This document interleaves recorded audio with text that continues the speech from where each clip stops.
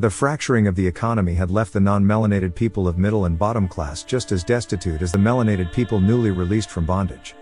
The only difference was the melanated people who possessed the skills to restart and rebuild the Southern economy were immediately able to go back to work.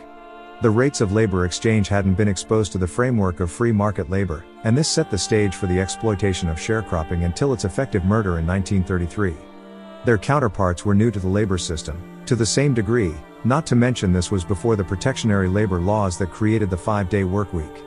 As the Industrial Revolution began to thrust the nation into new frontiers as a global power, the textile industry of the South suffered as cotton, tobacco, rice, and sugar no longer held the promise of mass profiteering as demand had begun to subside.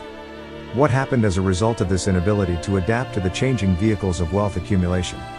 We looked at the data above and concluded that most of the southern states involved in the war still haven't fully recovered to their former days of economic glory after over 150 years later. Unless you look at the prison industrial complex. Matter of fact, let's. The battle of the ruling wealthy class of former plantation owners to regain the money that had been lost during and after the war became subtle for some and overt for others.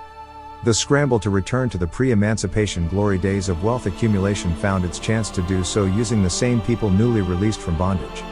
The 13th Amendment opened the door for this systemic return to bondage with the prison for profit system. What do I mean, you ask? Let's look at the magical year of 1865. First, Congress passes and ratifies the 13th Amendment, which was the, you know what you need to read it. Amendment 13. Section 1.